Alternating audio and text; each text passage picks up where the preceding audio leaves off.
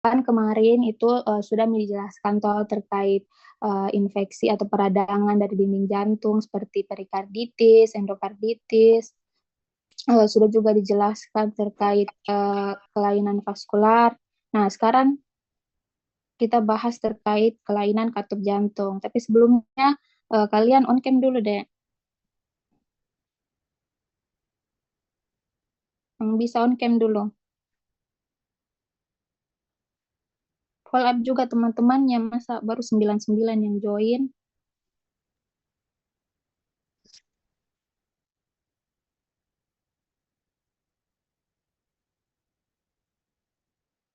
Next, Miafik.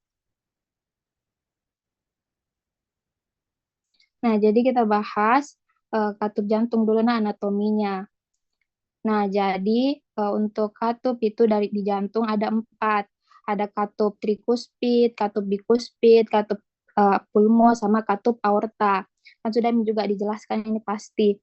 Nah, jadi untuk yang membatasi antara atrium dextra sama ventricle dextra itu kan ada disebut dengan katup trikuspid. Terus yang membatasi antara atrium sinistra dan ventricle sinistra itu ada katup bikuspid. Nah, katup bikuspid ini sama juga dengan katup mitral. Nah, kan jantung ini dia akan memompa darah toh dari jantung ke seluruh tubuh. Dia akan melalui dulu aorta. Jadi ada katup aorta namanya. Terus ada juga dia pompa dari jantung, dari darah di jantung ke paru-paru. Nah, ada katup pulmonal. Nah, jadi ini katup fungsinya untuk membuka dan menutup. Terus ada kelainan yang disebut juga dengan stenosis sama regurgitasi. Kalau stenosis dia itu tidak bisa terbuka secara sempurna, kaku katupnya, dia tidak bisa terbuka. Kalau regurgitasi dia tidak bisa tertutup. Terus untuk auskultasinya kita bisa mendengarkan bunyi katup itu untuk aorta sama pulmonal dia itu letaknya di ICS 2 di interkosta di antara dua kosta ICS 2 parasternal atau di sekitar atau permukaan dari sternum. Kalau aorta itu di dextra, kalau pulmonal itu di sinistra. Nah, kalian jangan terbalik antara aorta sama pulmonal. Terus untuk trikuspid sama bikuspid dia itu letaknya di ICS 4 atau ICS 5 di sinistra. Bedanya apa? Kalau trikuspid dia parasternal, linea parasternal atau di sekitar dari sternum. Sedangkan bikuspid atau mitral dia di tengah atau mid clavicula sinistra. Next.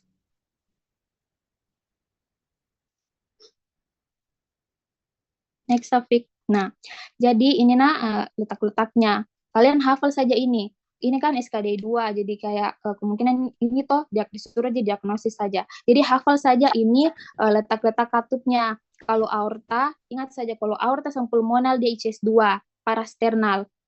Bedanya kalau aorta itu di dextra, kalau pulmonal dia di sinistra. Nah, kalau trikuspid sama mitral dia itu ICS 4 atau ICS 5. Kalau trikus dia itu sama-sama sinistra, cuman kalau tricuspid dia itu parasternal. Kalau mitral dia di tengah di mid clavicula dari sinistra. Hafal saja ini. Next.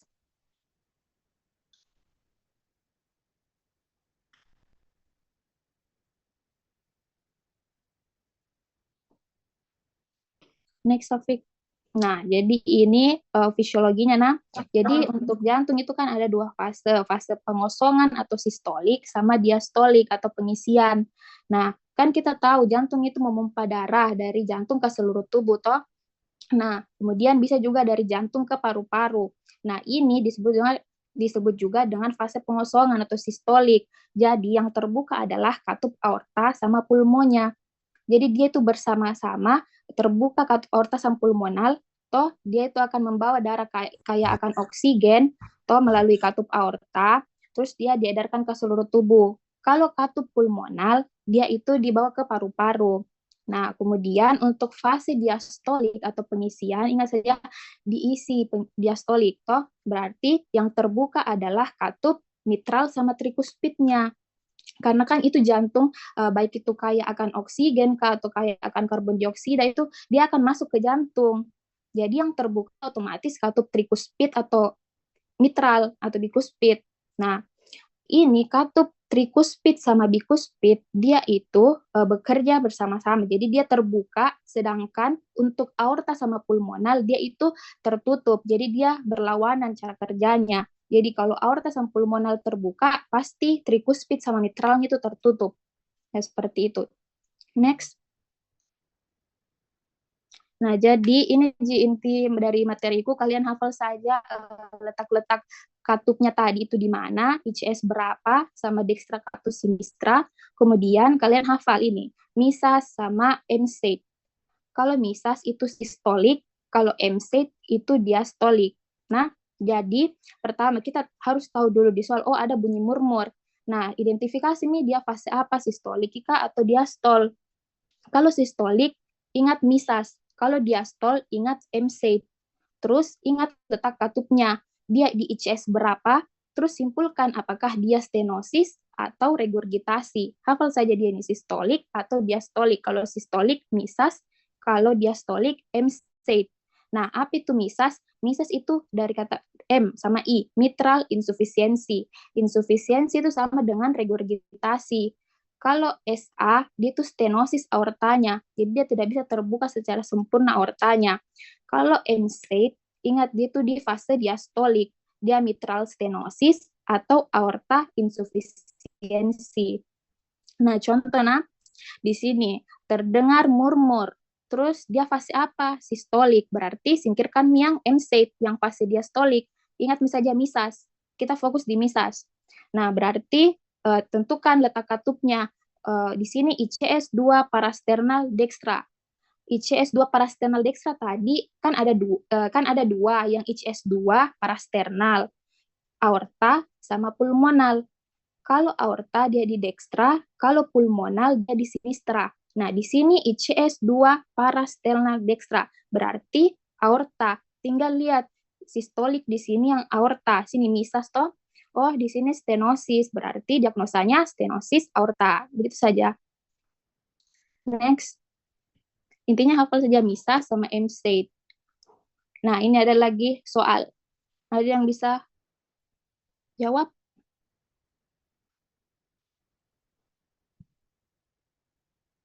Atau baca dulu soalnya, guys.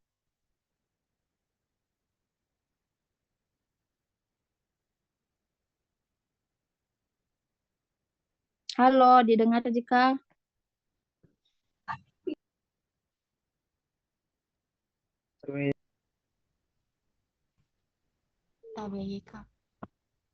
Ya, coba jawab. Ini apa? Gitaska atau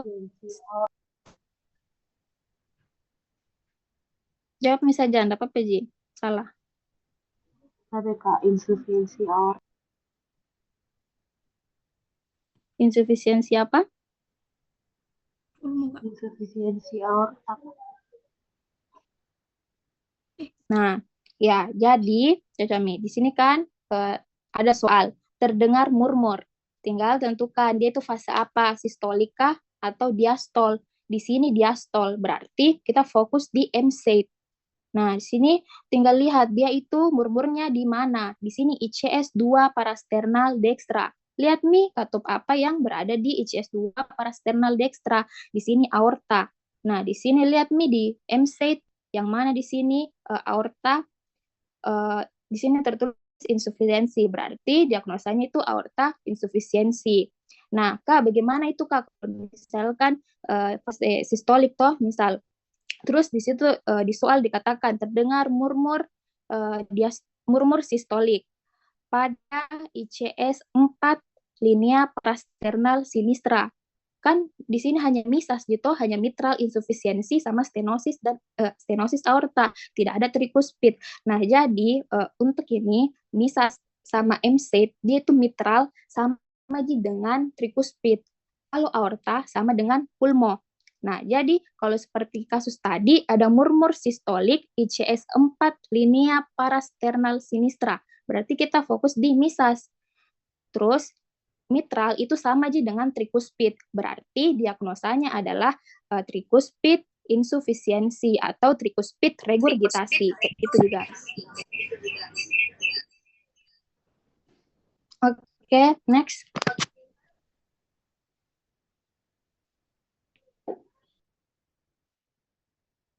Ya, mungkin itu saja dari saya. Kalau ada yang mau tanyakan, silahkan bertanya. Saya serahkan ke PJ selanjutnya.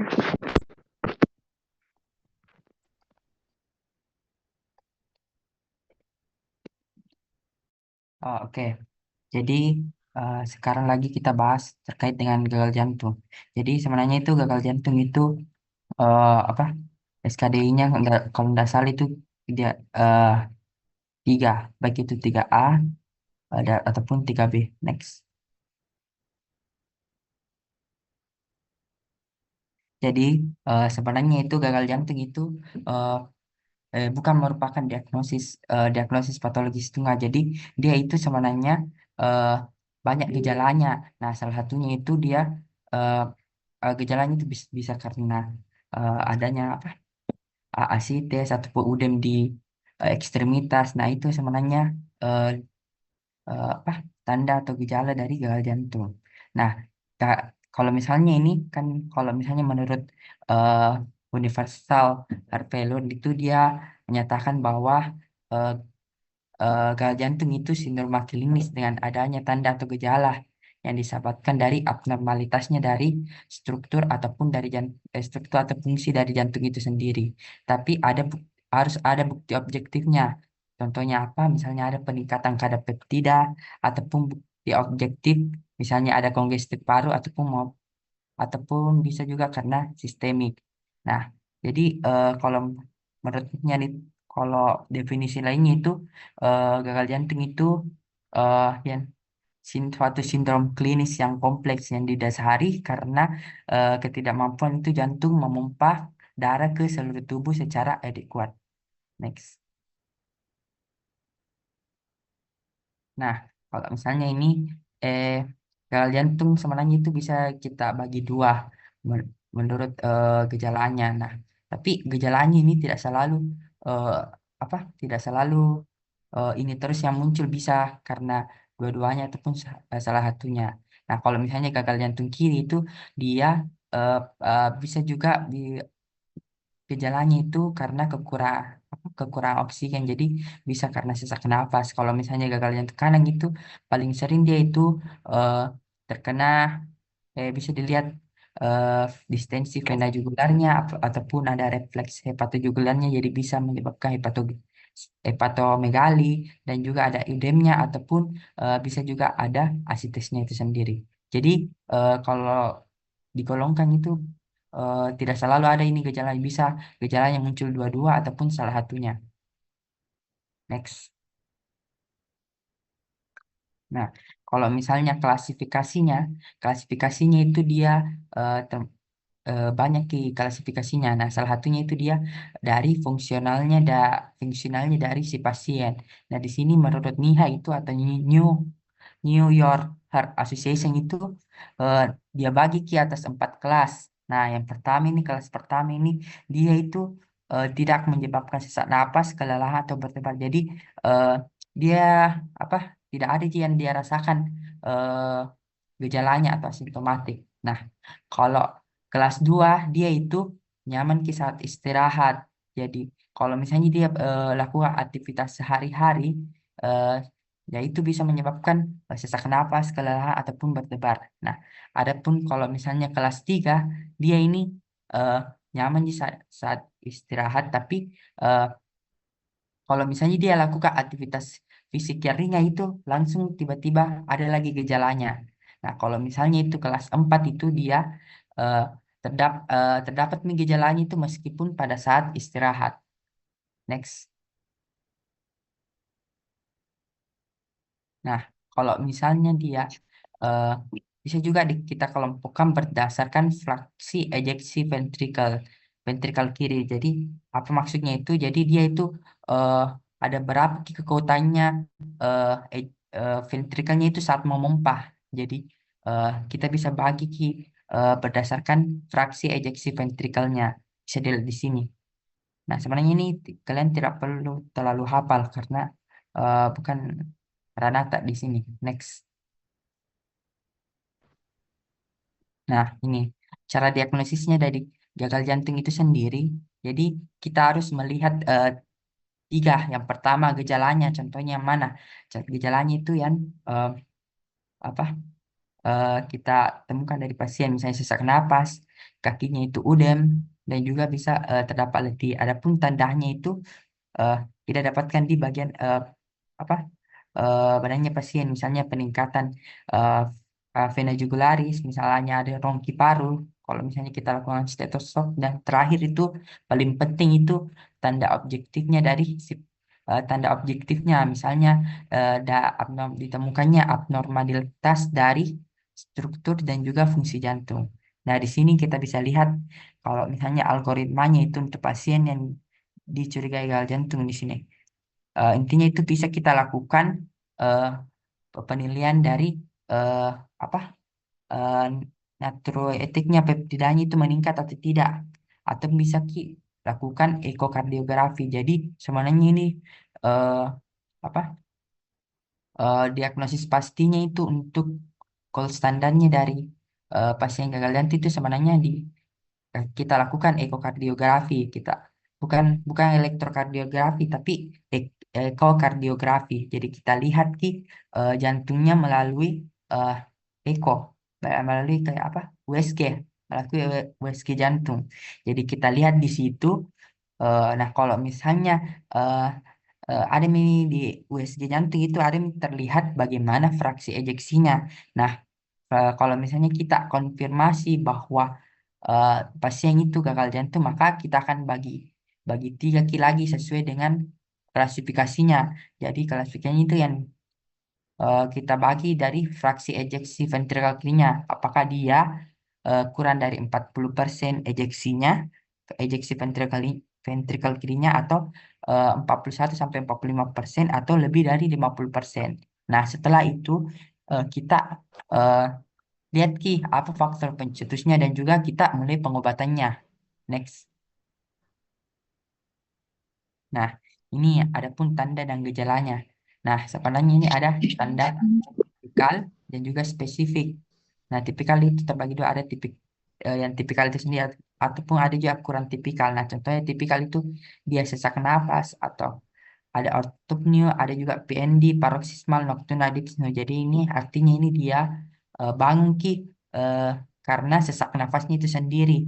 Nah, kalau misalnya kurang tipikalnya itu misalnya ada batuk di malam hari, terdapat mengi pada saat kita lakukan auskultasi, dan lain-lain. Nah, kalau misalnya spesifiknya itu dia, nah ini yang paling penting, spesifiknya itu eh, ada juga ada peningkatan eh, vena jugularisnya, ada juga refleks hepatojugularnya, ataupun bisa kita mendengar suara jantung tambahan. Nah, kalau misalnya kurang spesifiknya itu ada contohnya itu edema perifer. Nah, edema perifer ini bisa terjadi di mana saja, contohnya pada gagal ginjal akut ataupun gagal ginjal kronik. Nah, ada juga takikardi, nafas cepat ataupun hepatomegali. Asites itu dia itu kurang spesifik karena banyak penyakit yang bisa menyebabkan eh, apa tanda dari si pasien ini. Next. Nah, ini tadi aku bilang kan ada kita temukan tanda dan juga gejalanya. Dan terakhir itu kita ada bukti objektifnya. Ya, bukti objektifnya itu ini kita lihat dari foto polostoraknya, bagaimana bentuk jantungnya, ukuran jantungnya, dan vaskularis parunya. Nah, bentuk jantungnya itu kita dapat kardiomegali, bisa jadi terdapat pembesaran atrium ataupun pembesaran dari ventrikel.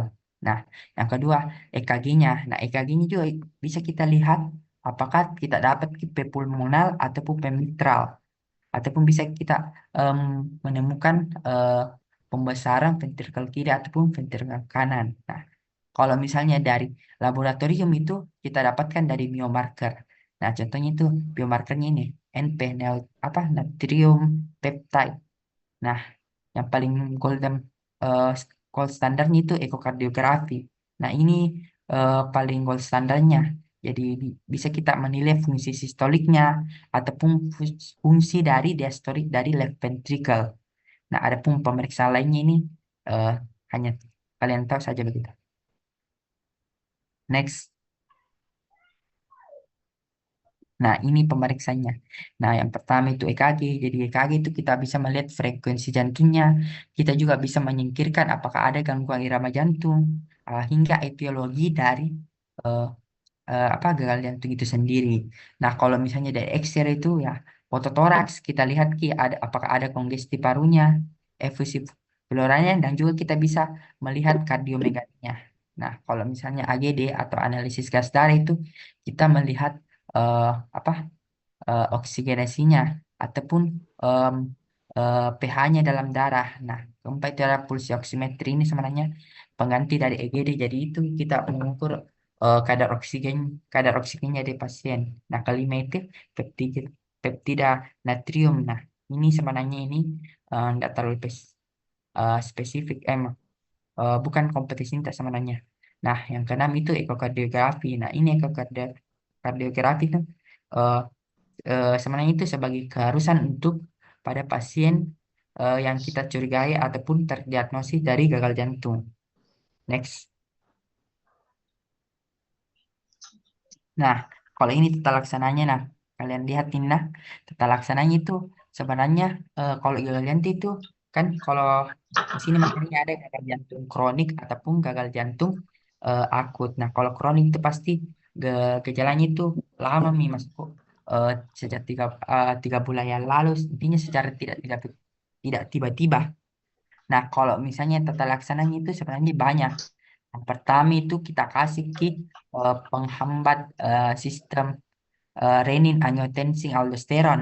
Nah, di sini bisa kita lihat urutan eh, prioritasnya. Nah, ada pertama itu ada ACE inhibitor.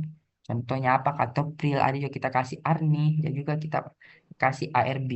Adapun bisa juga kita kasih juga apa? eh apa? Penyekat beta yang itu yang airannya olol-olol, misalnya propanolol, bisoprolol. Nah, itu juga kita bisa kasih. Adapun yang paling terakhir itu juga kita bisa kasih diuretik loop. Dan ini kalau misalnya ada tanda eh, kongesti, jadi misalnya ada pasiennya itu sesak napas ki begitu karena ada penumpukan cairan di paru-parunya, maka kita kasih diuretik untuk kasih keluar cairannya itu.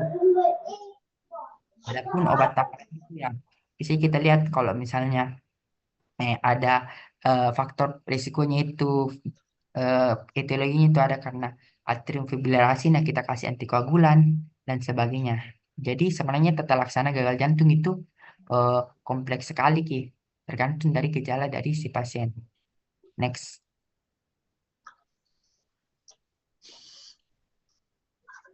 Nah, ini. Nah, kalau misalnya dia non farmakologi, maka kita tentukan dari bagaimana pasien itu taat berobat karena kebanyakan itu pasien itu datang ke IGD itu karena eh, dia tidak eh, taat minum obatnya. Nah, selanjutnya ini pemantuan berat badan secara mandiri. Nah, kalau misalnya di menurut Perki itu 2023 itu saya baca itu kalau misalnya dia 3 hari 3 hari tertambah berat badan dalam 3 hari itu tertambah berat badannya 2 kilogram, itu perlu dicurigai juga. Nah, adapun juga asupan cairannya. Nah, kenapa ini penting sekali asupan cairannya? Karena kan itu gagal jantung itu dia tidak kuat memumpah. Jadi kalau misalnya kita kasihkan ki asupan cairan itu maka eh, semakin banyak tertumpuk cairan di jaringan, maka bisa terjadi udem ataupun bisa terjadi sesak napas dari pasien. Jadi kalau misalnya ini asupan cairannya ini di di pedoman Perki juga bilang itu kita batasi jadi 900 sampai 1200 cc per hari sesuai dengan berat badannya itu sendiri. Nah, ada juga pengurangan berat badannya, intinya jangan obesitas lah. Latihan fisiknya juga itu kita tingkatkan. Latihan fisiknya itu cuma jalan-jalan saja, gitu. Nah, ini farmakologinya bisa kita lihat, bisa diuretik, bisa juga S inhibitor, ARB atau ARNI, bisa kasih beta blocker, nah, bisa kasih SDN. Nah, kalau misalnya pakai terapi alat itu bisa kita kasih eh, apa? eh ICD, implantable cardioverter defibrillator. Nah, ada pun bisa juga kardia resinkronasi terapi. Nah, next. Nah, ini gagal jantung akut. Next. Nah, sebenarnya dalam gagal jantung akut itu SKD-nya 3B. Berarti kalian harus melakukan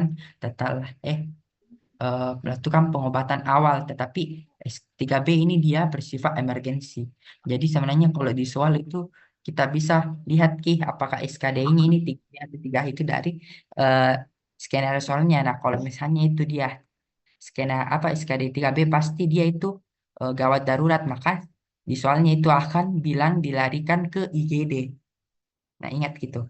Nah, kalau misalnya gagal jantung akut itu, kalau menurut Perky itu dia eh, intinya itu kejadian atau perubahan yang cepat dari tanda ataupun gejala dari gagal jantung itu sendiri.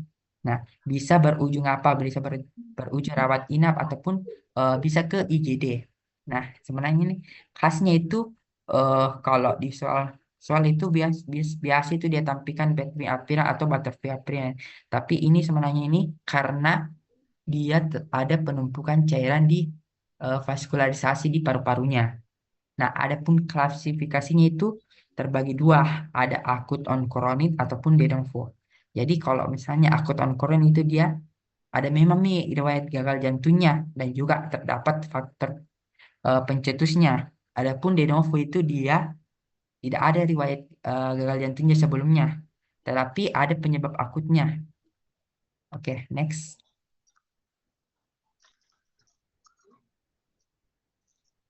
Nah, ini sebenarnya bisa dibaca. Jadi faktor pencetusnya itu gagal jantung akut ada banyak. Yang pertama bisa eh, akut coronary syndrome, bisa juga emboli emboli paru, disseksi aorta, tanpa daya jantung. Nah, sebenarnya itu bisa intinya penyakit apa saja yang penyakit jantung apa saja itu kalau misalnya berbahaya jadi jantung itu pasti ujung-ujungnya dia akan mengalami gagal jantung. Nah, kalau misalnya ini keadaan yang biasanya membuat eh, memperburuk gagal jantung, contohnya apa? Ada bisa PPOK, anemia, ataupun disfungsi dari ginjal. Nah, adapun ketidakpatuhan terhadap obat, misalnya itu eh, pasien mengalami aritmia, tapi dia tidak sering konsumsi eh, obatnya, ataupun kan obat hipertensinya itu eh, tidak sering dia minum, makanya lama kelamaan dia bisa mengalami gagal jantung akut. Next. Nah, ini Nah, ini kalau misalnya menurut Perki 2020, nah ini sebenarnya kita bagi menjadi beberapa bagian. Nah, yang pertama itu ada kongesti dan juga hipoperfusi. Jadi, kongesti itu, apa artinya kongesti? Jadi, kongesti itu dia ada banyak cairan di dalam tubuhnya. Nah, apa contohnya itu bisa ada eh, gejalanya itu contohnya itu edema perifer, hepatomegali, ada apa? Eh, distensi vena jugular ataupun dia ada reflux hepatojugular. Nah, reflux hepatojugular itu maksudnya apa? Jadi kalau misalnya kalian eh, pencet di bagian eh, vena jugularisnya, maka kita lihat nanti heparnya. Nah, heparnya itu nanti akan kalau tidak salah itu akan membesar ki. Jadi kita tekan ki vena jugularisnya, maka kita tekan ki vena jugularisnya lalu kita lihat di bagian di bagian perpasnya, maka itu akan ceritanya itu membesar ki, mengembang ki. Nah, itu dimaksud refleks hepatojugular. Nah, kalau misalnya hipoperfusi contohnya itu apa? Jadi hipoperfusi, jadi sedikit ki perfusi ke seluruh tubuh. Nah, kalau misalnya sedikit perfusi dah ke jaringan perifer itu akibatnya apa? Jadi yang pertama itu bisa akralnya dingin. Jadi akralnya itu dingin ataupun dia oli oligouri. Jadi kurang ki apa kencingnya. Adapun bisa juga tekanan nadi sempit. Maksudnya ini tekanan nadi sempit itu dia jarak antara eh, apa bilangan diastol ataupun sistol dari tekanan dari pada saat pengukuran dari itu eh, apa sempit ki misalnya kurang ki dari 20 mm Hg. Nah, jadi kita bagi Ki. Eh, kita bagi Ki ya. Pertama ada basa hangat. Basa hangat berarti eh hipoperfusinya tidak ada, tapi kongestinya juga apa? Kongestinya ada. Nah, kalau misalnya kering hangat berarti dia Lewat. eh, hipoperfusinya hipoperfusinya tidak ada, tidak anu, hipoperfusinya tidak ada, tapi kongestinya tidak ada. Adapun juga bisa bahasa dingin ataupun kering dingin. Jadi kalau misalnya itu dingin berarti dia hipoperfusinya itu positif. Kalau misalnya kering gitu berarti kongestinya itu tidak ada. Next. Nah, jadi kenapa kita harus tahu itu gejalanya dari pasien? Apakah pasiennya itu basah dalam arti basah atau pasien kering? Itu berhubungan bagaimana kita lakukan tata laksana. Nah, kalau misalnya ini lihat, kalau di kontrak itu oh, yang lama itu dia tidak mencantumkan ini label yang sebelah kanan. Nah, justru yang sebelah kiri saja. Jadi sebenarnya itu kalau misalnya gagal jantung aku juga orang itu kita nilai Ki apakah dia mengalami shock. Kalau misalnya mengalami shock, kita kasih Ki eh, obat-obat inotropik kalau nggak salah eh, dopamin ataupun eh, dobutamin. Nah, kalau misalnya gagal napas Ki juga, nah gagal napas itu kita bisa kasih eh, bantuan alat ventilasi. Jadi eh, kasihkan Ki bantuan alat ventilasi. Nah, intinya eh, bilangnya itu diintubasi Ki. Lalu kita kalau misalnya tidak ada shocknya itu, nah kita identifikasi apa penyebab akutnya. Nah, ini dari ini kita bisa singkat shame it. Nah, pertama kita lihat apakah dia akan etiologinya itu karena akut coronary syndrome ataupun hipertensi emergensi, aritmia, sebab mekaniknya, apakah ada emboli parunya, ya, infeksi ataupun tamponade jantung. Nah, kalau misalnya ada itu, maka kita lakukan terapi cepatnya. Oke. Nah, kalau misalnya dia ini kalau PPT dokter sebenarnya itu dia ambil yang ini, yang sebelah kanan. Jadi kalau misalnya dia pasiennya itu ada kongestinya, maka kita lihat kepada ada kongestinya atau tidak. Nah, kalau misalnya ada, nah kita bedakan lagi apakah dia perfusinya itu adekuat atau tidak. Nah, kalau misalnya perfusinya itu adekuat, maka kita kasih bisa kasih vasodilator ataupun diuretik. Nah, nah, kalau misalnya pasiennya di perfusi perfenya itu tidak kuat itu kita bisa kasih inotropik, vasopresor contohnya, vasopresor dan juga diuretik. Nah, kalau misalnya dia pasiennya kering itu eh, dikasih dia juga kalau pasiennya kering itu kering hangat, jadi kita kasih eh, atur saja terapi dalam bentuk oral. Nah, kalau misalnya dia perfusi perfenya tidak adekuat, maka kita berikan cairan ataupun berikan eh, inotropik jika dia masih mengalami hipoperfusi. Next. Nah, ini tata laksananya itu ada beberapa macam.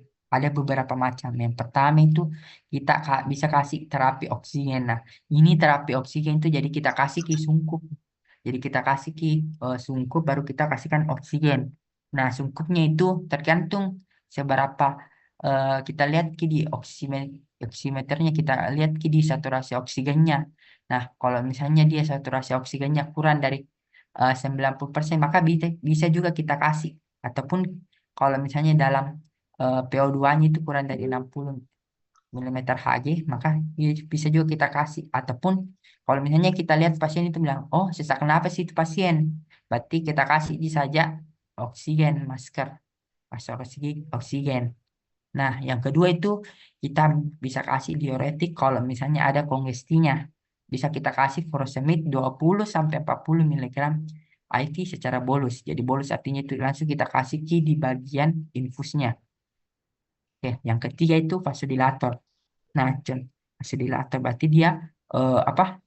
eh, memperlebar pembuluh darah. Nah, ini sebenarnya untuk mengurangi gejalanya dengan tekanan sistolnya itu kurang dari 90. Kalau misalnya kurang dari 90 berarti eh, apa eh, bisa kita bisa kita kasih kalau tidak salah. Jadi contohnya itu apa? Contohnya itu nitrogenous nitro nitrat ataupun juga ISDN atau isosorbit dinitrat. Nah, yang keempat itu kita kasih inotropik ataupun vasopresor. Nah, ini kita bisa beri dari gagal jantung akut dengan hipotensi. Jadi dia ke hipotensi. Kalau dia hipotensi itu eh, pasti juga kita ujung-ujungnya dia itu akan mengalami shock kardiogenik. Nah, kalau misalnya dia tekanan darahnya, tekanan resistornya itu kurang dari 85 atau bisa juga ke 85. Nah, ini kita berikan pada hipoperfusi atau shock. Sebenarnya itu hipoperfusi itu tanda-tanda dari shock, baik itu shock kardiogenik ataupun shock lainnya. Jadi kita kasih apa? Jadi kita kasih eh, doputami ataupun dopamin. Nah, yang kelima itu kita identifikasi etiologinya tadi itu yang ada SEM8 itu.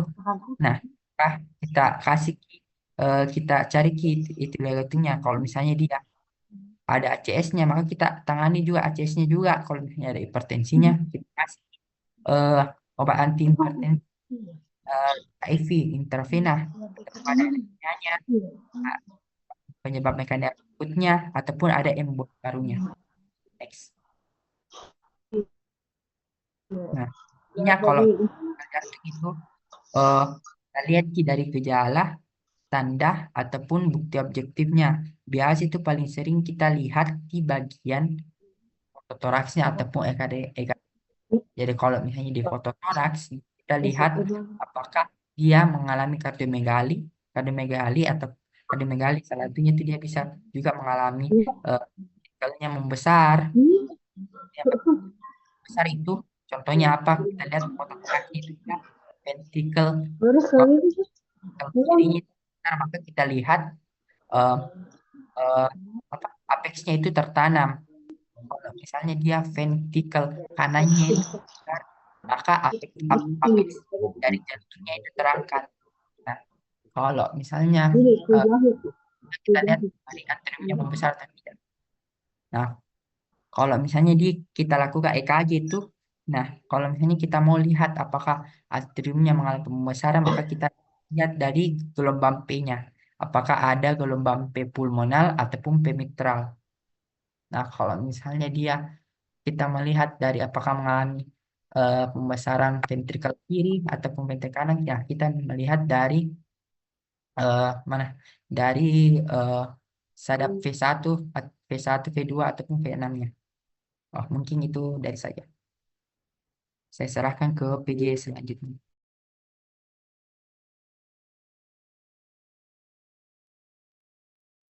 Baik, selanjutnya itu aneurisma aorta dan diseksi aorta. Jadi, aneurisma dan diseksi aorta ini dia itu SKDU2, jadi kita hanya mendiagnosis lalu langsung dirujuk. Next.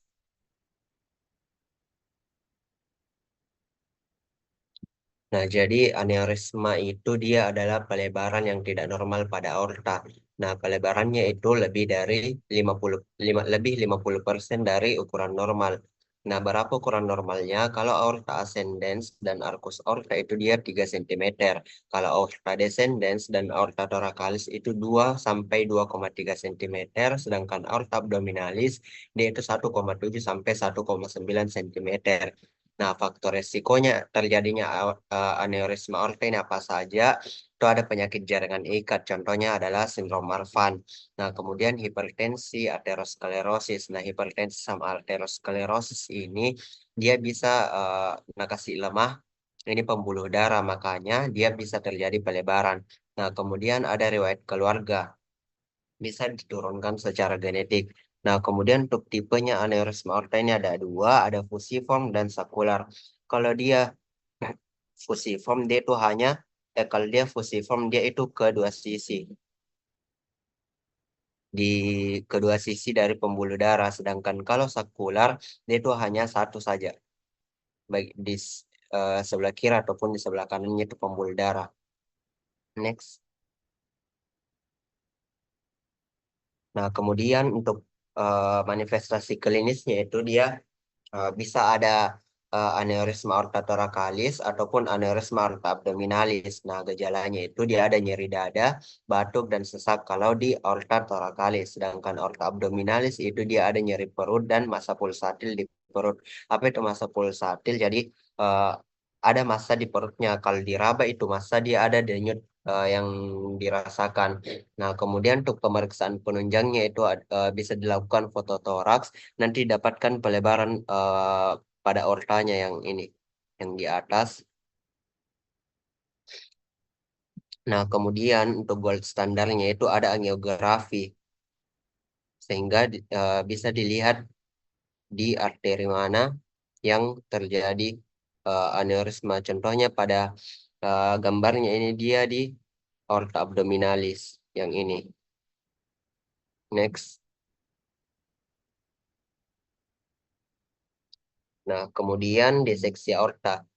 Diseksi aorta itu merupakan robekan lapisan tunika intima atau lapisan paling dalamnya aorta atau pembuluh darah sehingga membentuk lumen palsu. Nah, etiologi dan faktor risikonya itu bisa karena aneurisma. Nah, karena tadi aneurisma ini dia pelebaran pembuluh darah sehingga kalau semakin melebar merobek itu dia bisa merobek lapisan tunika intimanya pembuluh darah. Nah, kemudian hipertensi sama juga tadi ketika terjadi hipertensi itu bisa narobek juga tunika intimanya pembuluh darah. Nah, sedangkan usia itu dia kalau seorang semakin bertambah usianya itu terjadi penurunan serat kolagen dan elastinnya sehingga terjadi kelemahan pada pembuluh darah. Makanya bisa juga robek tunika intimanya. Nah, kemudian untuk klasifikasinya itu ada dua, ada Debake dan Stanford. Yang Debake itu dia ada tiga tipe, tipe 1, tipe 2, dan tipe 3. Sedangkan Stanford itu dia tipe A dan tipe B.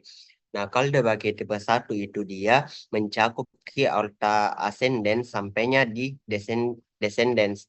Dia mencakup semua bagian aorta. Sedangkan yang tipe 2 dia di aorta ascendens saja. Sedangkan yang tipe 3 dia itu di aorta descendens saja, dia tidak kena di aorta ascendensnya.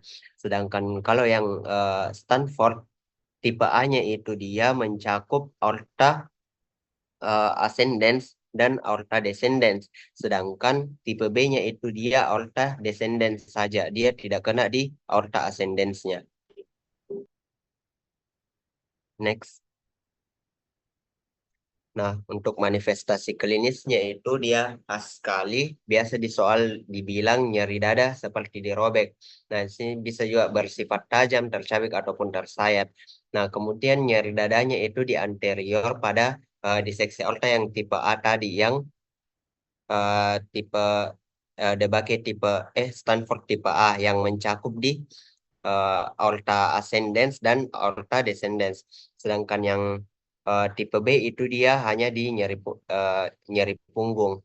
Nah, kemudian untuk pemeriksaan penunjangnya itu bisa dilakukan fototoraks. Namun tadi itu kan di aneurisma sama diseksi aorta itu susah dibedakan apakah ini aneurisma atau dia diseksi aorta. Kalau fototoraks, makanya gold standarnya itu tadi yang aneurisma angiografi, sedangkan yang diseksi aorta itu CT scan. Nah, di sini bisa dilihat ada pembatasnya. Berarti ini ada terbentuk lumen palsu. Nah, ini yang ada batasnya yang ditunjuk sama panah merah itu dia tunika intima. Sedangkan yang di sebelahnya itu dia adalah lumen palsu yang terbentuk karena adanya robekan di tunika intimanya. Oke, next grafik.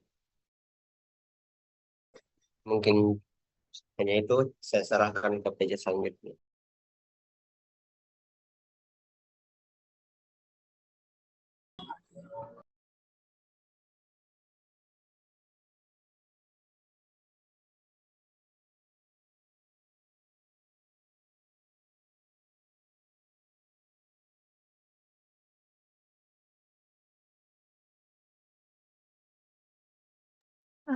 Kedengaran di suaraku?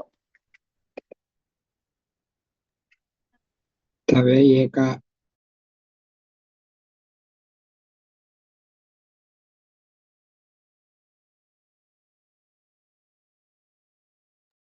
Oke, selanjutnya itu kita belajar tentang PJB atau penyakit jantung bawaan.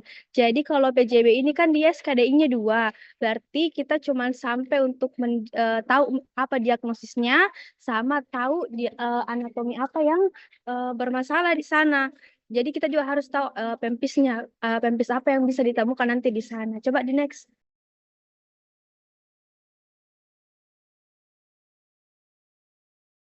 Nah, yang pertama itu kita harus tahu mengenai sirkulasi darah pada fetus.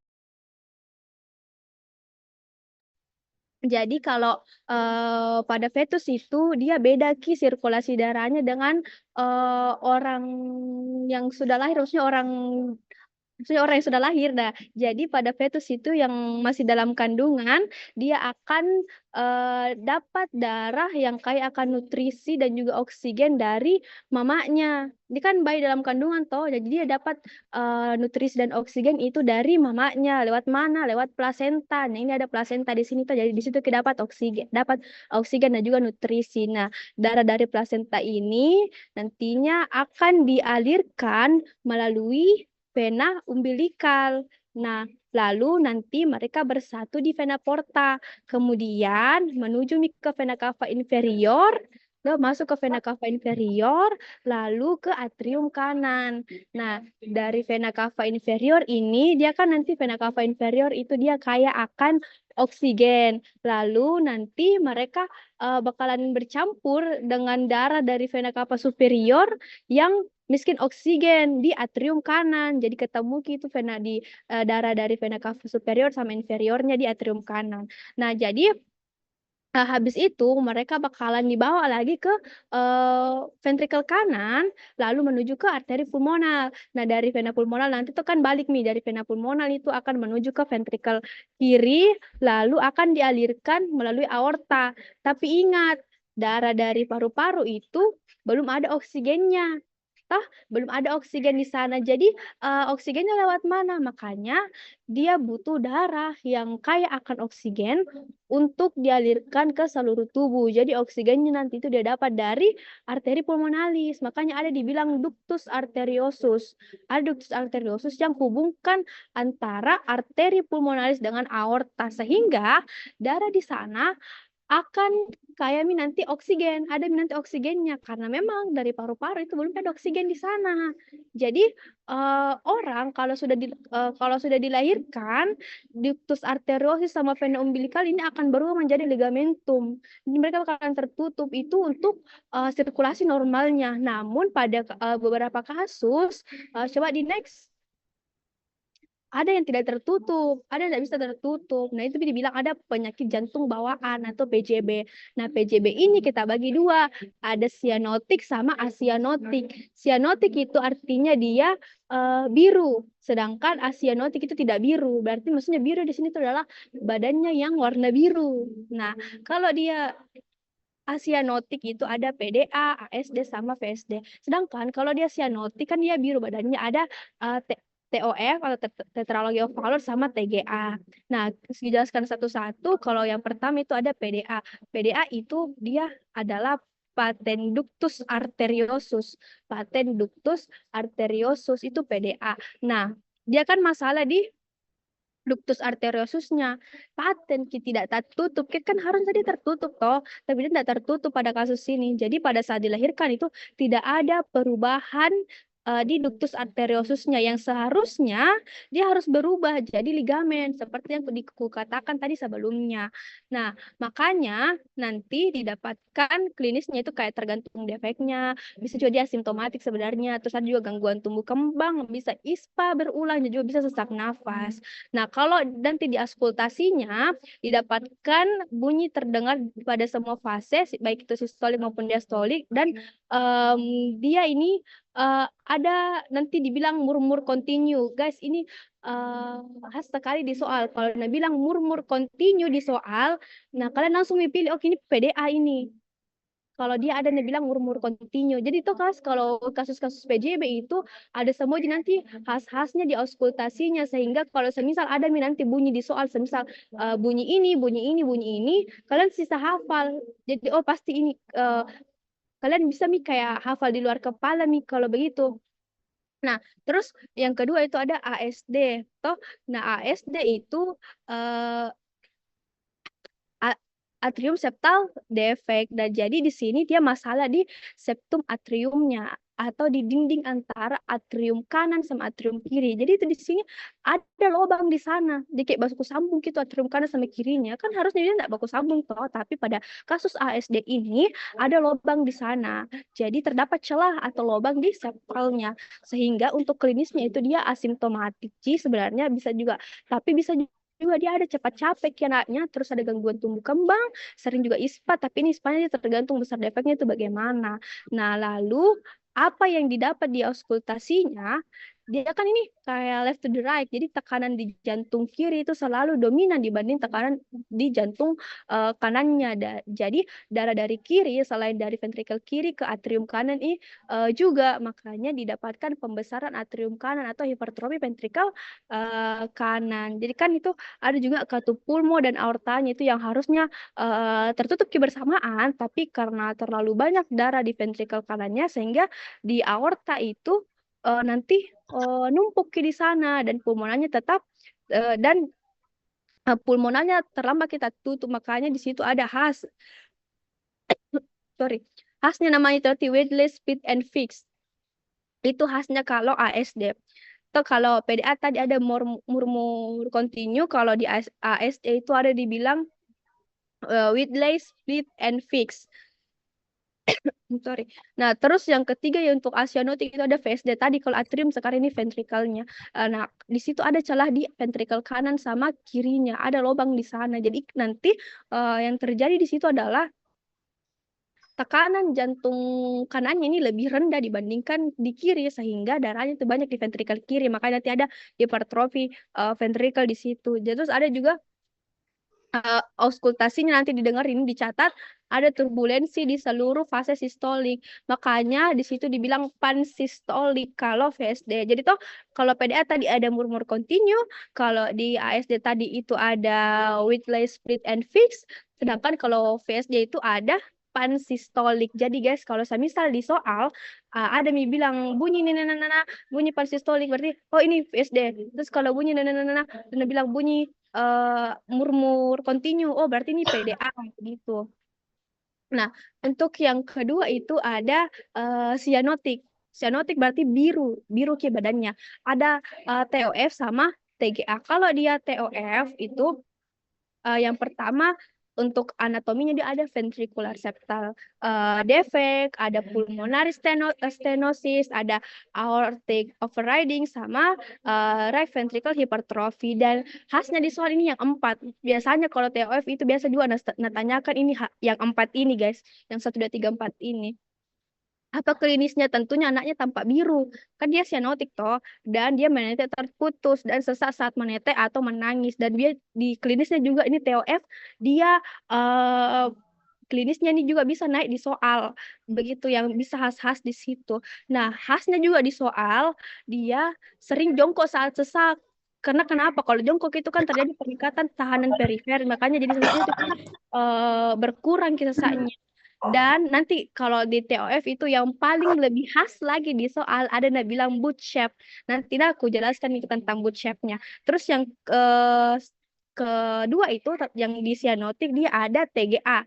Toh, nah di sini di TGA itu atau transposition of the great arteries, di situ nanti tertukar apa yang tertukar di situ.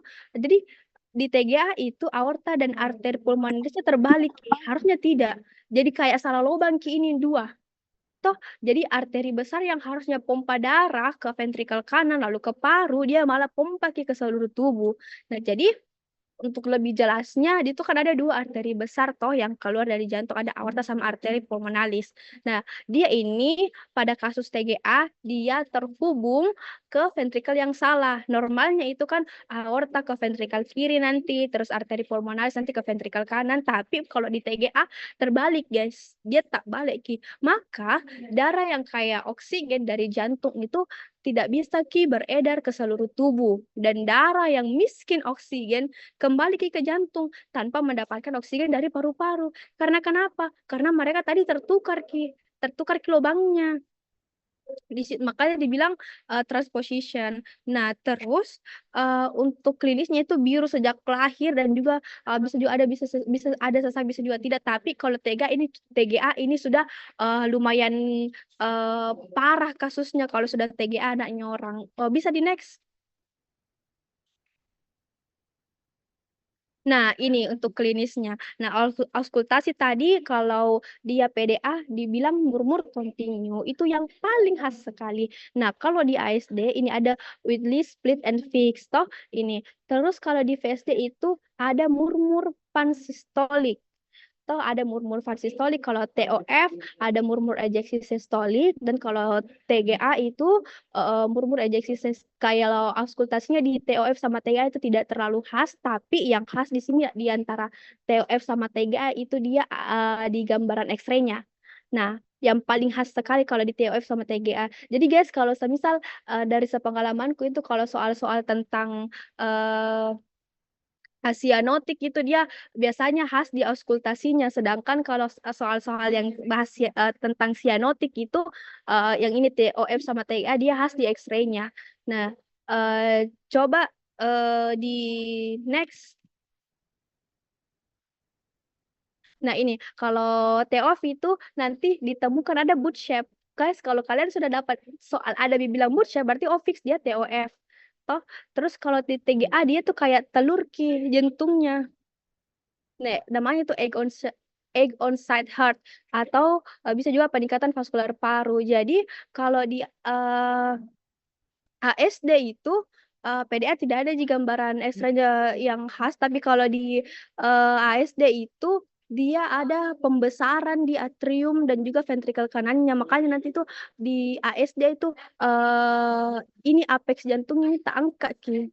Nah, kalau di VSD pembesaran di ventrikel kiri, makanya apex jantungnya tertanam. ASD dia apexnya tak angkat, sedangkan VSD dia apexnya tertanam. Nah, kalau dia TOF, itu ada boot shape. Ingat lalu kini boot shape. Dan kalau dia TGA, dia ada egg on site heart. Gitu. Oke, coba di next. Nah, itu aja dari saya. Selanjutnya saya serahkan ke page selanjutnya.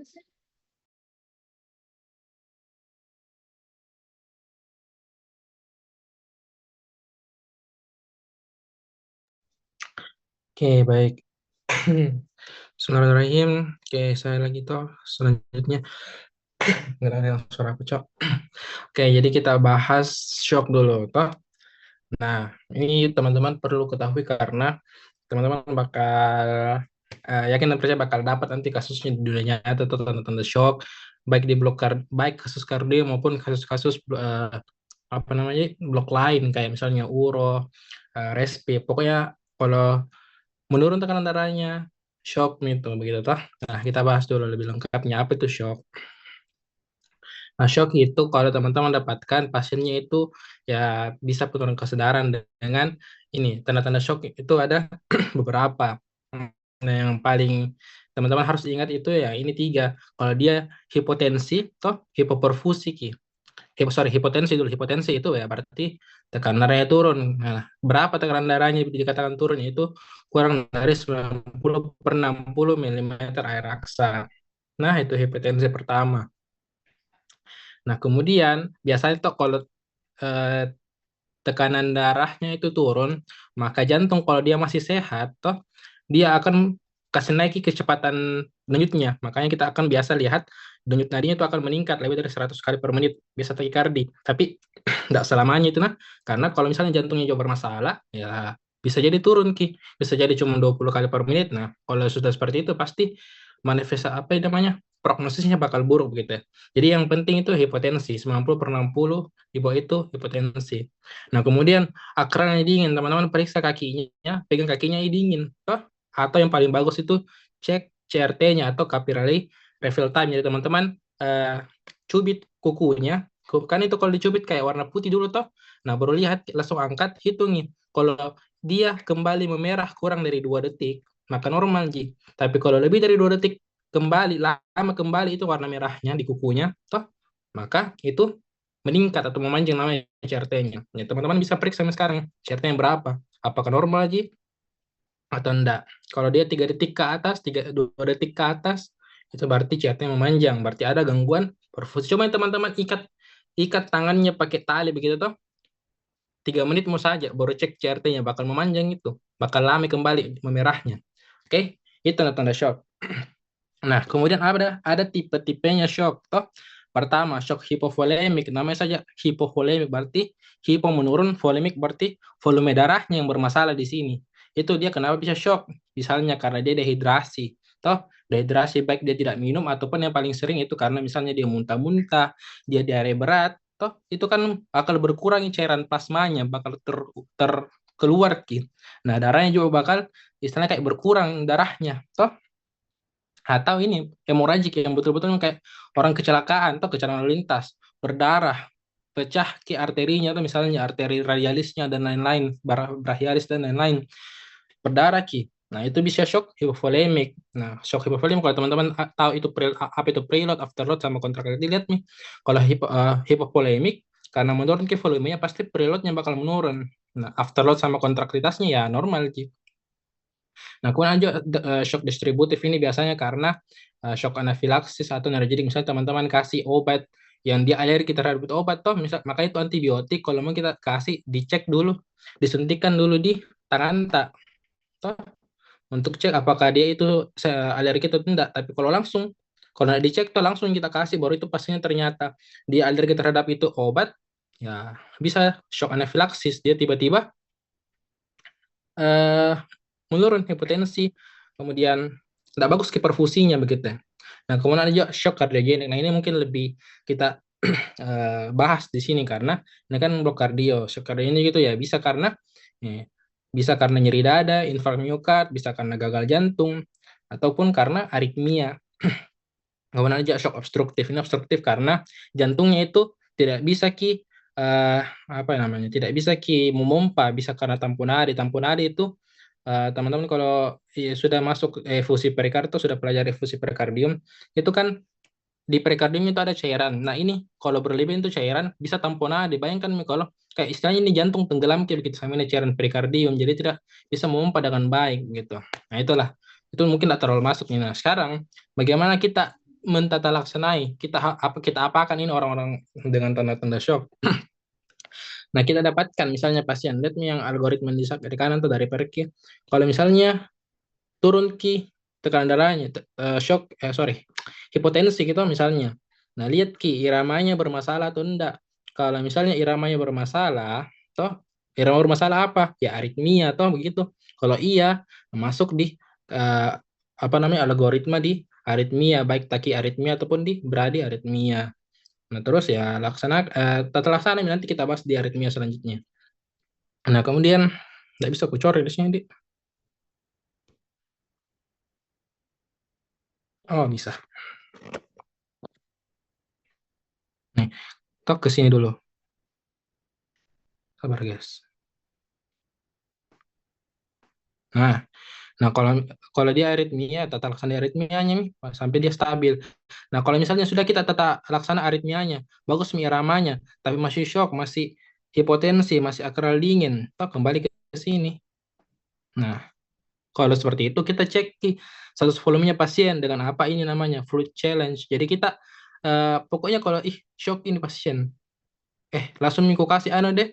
Nah, ini kita kasih cairan kristaloid, dosisnya itu 2 sampai 4 cc per kilogram berat badan. Kita kasih dalam 10 menit. Toh? Nah, sudah kita kasih, misal dia tekanan darahnya tidak membaik. Dia masih misalnya tekanan darahnya ini pasien berapa di bagus? 80 per 50 lah. Toh? Nah, tekanan darahnya rendah toh, hipotensi. Sudah kita kasih pertama, tidak naik. Nah, bisa kita kasih 2 kali sebenarnya. Kita kasih dulu 2 kali, kita kasih lagi sama dalam 10 menit juga 2 sampai 4 cc. Nah, kalau misalnya sudah kita kembali ke awal, pertama kita kasih flow challenge, ternyata tensinya naik toh, ini tensinya naik, tadinya menurun, maksudnya tensinya itu naik bisa normal gitu. nadinya ikut turun ya karena tensinya sudah naik begitu ya. Toh, berarti dia berespon terhadap fluid, berarti dia memang shock hipovolemik begitu ya, karena dia kekurangan cairan ya. Kita apa namanya? Kita stabilkan nih, kasih cairan 500 cc dalam 1 jam. Nah, baru ya shock teratasi. Tapi kalau misalnya tensinya tetap toh tidak berubah, ya, kasih lagi gitu ya. Kalau misalnya tidak naik lagi tensinya, nah baru kita curiga ini bukan di volumenya yang bermasalah, ini bukan shock hipovolemik, bukan shock distributif, tapi kayaknya ini masalah di pompanya deh, di jantung yang bermasalah. Toh, nah baru kita cek apakah ada tanda-tanda shock. Ini penting ini, apakah tanda shock ataupun eh, tidak. Toh, nah kalau misalnya dia hipotensi toh kurang dari 90, tidak ada tanda-tanda shock, dia tidak akral dingin, tidak ada CRT lebih dari 2 detik lah, itu yang paling sering lah akral dingin atau CRT-nya memanjang. Tidak ada tanda-tanda seperti itu kita dapatkan, maka kita berikan dobutamin 2 mikrogram per kilogram berat per menit. Kita IV drip intravena aja kayak tetes apa namanya infus lah seperti itu toh. Nah, itu kalau tidak ada tanda shock. Tapi kalau misalnya hipotensi kurang dari 90, kemudian kita lihat dia ada tanda-tanda shock, dia akarnya dingin, CRT-nya memanjang, kemudian ada penurunan kesadaran lah dan lain-lain toh. Nah, lihat nadinya. Nah, pentingnya lah karena bisa jadi masuk di soal ini. Kalau nadinya kurang dari 50 kali per menit, oke? Kurang dari 50 kali per menit, itu kita berikan dopamin 5 sampai 20 mikrogram per kilogram badan per menit. Oke. Nah, tapi kalau dia lebih dari 50 kali per menit nadinya ya bukan G. Kalau nadinya lebih dari 50 kali ya kita berikan norepinefrin. Ini semua obat inotropik, kerja jantung. Toh? Oke, itu Ji. Jadi perhatikan apakah ada tanda shock yang ini, apakah ada tanda shock ataupun berapa nadinya begitu. Itu yang penting untuk shock, algoritma shock. Oke. Nah, selesai. Nah, sekarang cardiac arrest. Ini ya mungkin juga ditanyakan, cardiac arrest itu berarti berhenti ke jantungnya. Toh? Teman-teman mungkin waktu LSIT, enggak kayaknya deh. Data nih, pokoknya waktu LSIT mungkin ada diperagakan tuh tentang tiba-tiba Pak Sira jatuh begitu tuh, tidak sadar baru di RJP sama dokter. Nah, itu dibilang cardiac arrest, henti jantung. Oke, beda dengan serangan jantung. Nah, serangan jantung itu infark miokard atau nyeri dada atau angina, itu bahasa Indonesianya. Itu serangan jantung. Kalau ini henti jantung namanya toh. Nah, kalau misalnya kita dapatkan di rumah sakitnya kita dokter, misalnya di rumah sakit ini toh. Nah, tiba-tiba pasiennya itu tidak ada nadinya, toh tidak sadar. Langsung bunyi monitornya tit tit tit tit. Cek nadinya di arteri karotisnya. Terdengar suaraku? PBK. Nah, cek nadinya toh tidak sadar. Pak. Tidak sadar toh. Cek nadinya. Tidak ada arteri karot, tidak ada. Tidak ada nadinya di arteri karotisnya toh, di lehernya. Nah, terus langsung nih start CPR toh. Wah. Nih, start CPR. Toh tahu semua caranya CPR? Kita RJP toh, resusitasi jantung paru atau cardiac pulmonary resuscitation. Nah, kita pompa nih, pompanya 5 sampai ya itulah pokoknya 30/2 toh, kita pompa. Nah, kita berikan juga oksigen sama kita pasang monitor kalau misalnya tidak terpasang, tapi kalau terpasang lihat monitornya. Di monitornya apa EKG-nya. Kalau misalnya EKG-nya itu ventricle fibrilasi ataupun ventricle tachycardy, itu namanya irama shockable atau irama yang boleh kita shock. Tapi kalau kita dapatkan garis lurus di monitornya, atau kayak di film-film teman-teman sering lihat garis lurus, itu namanya asystole. Toh, ataupun irama lain selain ini 3, selain ventricle fibrilasi, selain ventricle tachycardy, selain asystole, mau irama apapun kayak begini-begini iramanya, yang penting selain itu 3 tapi tidak ada nadinya, itu namanya PEA atau pulseless electric activity. Oke. Mau bagaimanapun itu nadi gelombang EKG-nya, asalkan ini bukan 3 dan tidak ada nadinya, itu namanya PEA. Oke. Mau dia sinus takikardi, mau dia sinus, mau dia sinus bradikardi. Oke? Asalkan jalan nadanya itu namanya PA. PEA. Nah, asistol dan PEA itu irama yang tidak boleh di shock. Oke? Nah, kita coba lihat di ventricle fibrilasi atau misalnya kita dapatkan iramanya di monitor adalah ventricle fibrilasi atau ventricle tachycardia yang tidak ada nadinya. Nah, karena ventricle tachycardia itu dua, ada yang ada nadinya, ada yang tidak ada. Nah, ini yang tidak ada nadinya. Oke? Nah, sudah itu ya kita shock. Kita ambil itu kejut jantung tuh, istilahnya kejut jantung. Nah, kita shock bisa 120 sampai 200 joule atau 360 joule langsung yang monofasik gitu. Tapi maksudnya itu yang bifasik dipakai. Tuh teman-teman mungkin sering dengar itu di film-film kayak di Dokter Romantik, Hospital Place dan lain-lain. Yang kayak mulai dari yang paling rendah dulu tuh 120 joule. Clear. Shock, tenang. Oke, tuh kayak begitu, shock.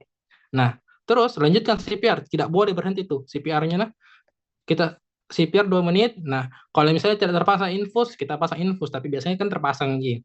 Nah, setelah 2 menit kita cek lagi iramanya. Apakah iramanya masih shockable? Ya, shockable itu kalau aku maksud VF sama VT. Nah, VF sama VT. Kalau misalnya dia masih VF atau VT, ya CPR shock lagi. Masih sama, kita shock lagi, setrum lagi. Nah, kemudian setelah itu, kalau misalnya shock lagi, baru kita kasih ini epinefrin tiap 3-5 menit. Dosisnya ada di kanan itu. Mana ini macamnya? Oh, ini epinefrin 1 mg 3-5 menit kita kasih, oke? Jadi tiap 5 menit lah kita kasih. Nah, kalau misalnya iramanya masih shockable lagi, itu kita lihat lagi sudah 2 menit ini kita CPR masih VF atau VT, kita shock lagi begitu. Nah, terus sudahnya kita shock, kita lanjutkan CPR 2 menit, kita kasih lagi amiodaron, oke? Bukan epinefrin dulu, tapi amiodaron lagi. Kalau misalnya dia masih ini, masih VF atau VT, kembali ke atas ke nomor 5. Masih shock lagi, masih shockable lagi, kita shock lagi dan seterusnya, baru kasih epinefrin, baru kasih amiodaron, kembali begitu terus sampainya pasiennya capek atau keluarganya sudah bilang sudah mi dok, ikhlas Mbak, kayak begitu.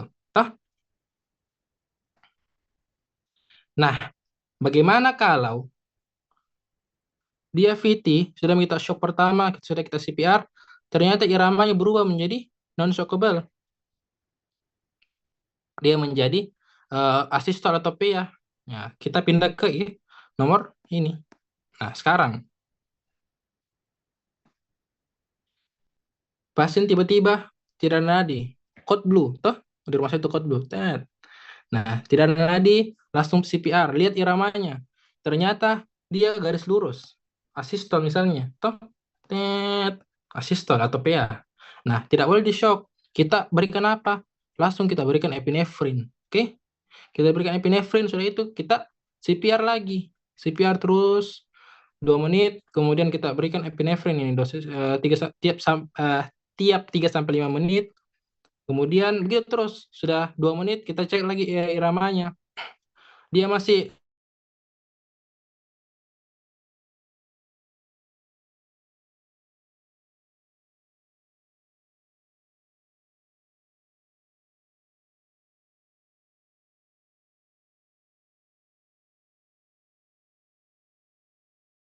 epinefrin, tiba-tiba dia langsung ada gelombang, misalnya dia ventricular tachycardia, tapi dia tidak nadi, ya kembali ke sini. Berarti kita boleh shock, oke? Pokoknya kalau yang boleh di shock itu cuma VF sama VT. Kalau yang tidak boleh di shock atau non shockable itu asistol atau PA. Pushless electric activity, sorry. Ya, itu PA.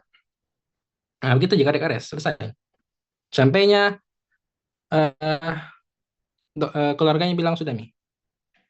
Nah, sekarang aritmia. Oke, ini subspesialisnya Dr. Suma. Elektrokardiografi. Nah, ini sebenarnya sesi medisnya. Nah, pertama, tahu Ji, apa itu dibilang sinus? Apa dibilang aritmia? Aritmia itu kalau tidak sinus, gitu intinya. Jadi tidak ada gelombang P diikuti QRS, tidak QRS diawali dengan gelombang P ataupun tidak positif QP-nya di lead 2. Itu sinus namanya. Nah, ini ada sinus, tapi dia takikardi, berarti takikardi lebih dari 100 kali per menit, begitu Ji. Ini ke sini juga dua kotak, kita namanya reguler, 222. Oke. Gelombang P normal, interval P-nya juga normal, itu namanya sinus takikardi. Nah, terus ada yang paling sering muncul nanti, atrial fibrilasi. Atrial fibrilasi itu tidak ada gelombang P-nya, bukan tidak ada sebenarnya, tidak terlihat dengan jelas atau terlalu banyak gitu ya. Dia kayak begini. R, R, R, kayak sembarang kita lakukan karena banyak aktivitas listrik di atriumnya begitu ya. Begitulah singkatnya. Nah, iramanya pasti dia irregular. Nah, atrial fibrilasi, dia bergetar. Jadi atriumnya cuman bergetar, bukan memompa. Jadi bergetar saja. Kayak apa nih? Kayak HP kalau bergetar itu. Toh. Nah, gelombangnya tidak terlihat, intervalnya pernya sulit dinilai. Pokoknya kalau teman-teman lihat ada gelombang QRS begini, lihat misalnya apakah dia regular atau tidak. Kalau dia irregular, itu atrial fibrilasi namanya. Lihat nih, enggak regular ini toh. Ini panjang, ini pendek, pendek, panjang-panjang toh, panjang pendek. Itu atrial fibrilasi. Bedakan sama atrial flutter atau flutter atau namanya. Kalau saya bilang flutter. Nah, flutter apa khasnya ini? Sawtooth appearance atau kayak gergaji begitu. Dia sama kilat nih, ini QRS. 1, 2, 3, 4. 4 di sini gelombang P-nya. Pos Kak. 1, 2, 3, 4. Toh 4 juga. Jadi dia regular key. Ingat saja. Kalau dia teman-teman dapatkan banyak gelombang P, lihat key RR-nya apakah dia regular atau irregular. Kalau dia regular berarti flutter. Kalau dia irregular berarti fibrilasi. Nah, ada juga disebut dengan SVT atau supraventricular tachycardia. Sebelumnya masuk Mika aritmia materinya?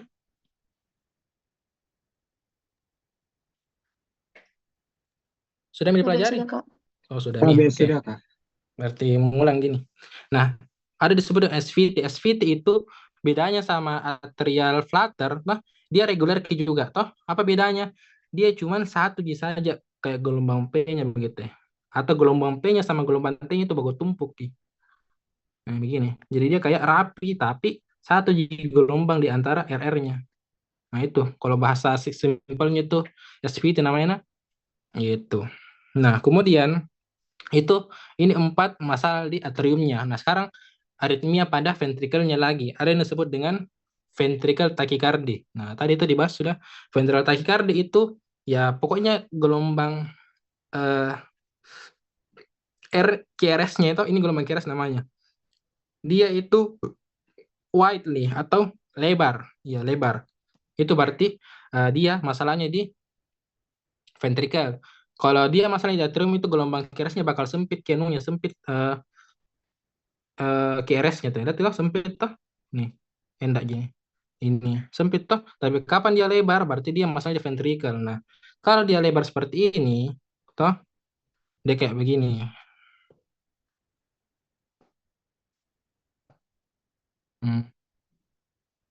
Tapi tingginya tinggi, bedakan Ki sama fibrilasi itu dulu. Ventricular tachycardia itu tinggi nih, tinggi amplitudonya, toh. Nah, itu ventricular tachycardia. Nah, dia reguler.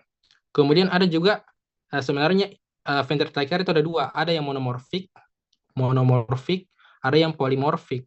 Kalau monomorfik itu yang seperti ini. Kalau yang polimorfik itu yang banyak jenisnya. Ada yang kayak begini, tiba-tiba langsung kayak berubah. Gimana dia bagus? Kayak begini.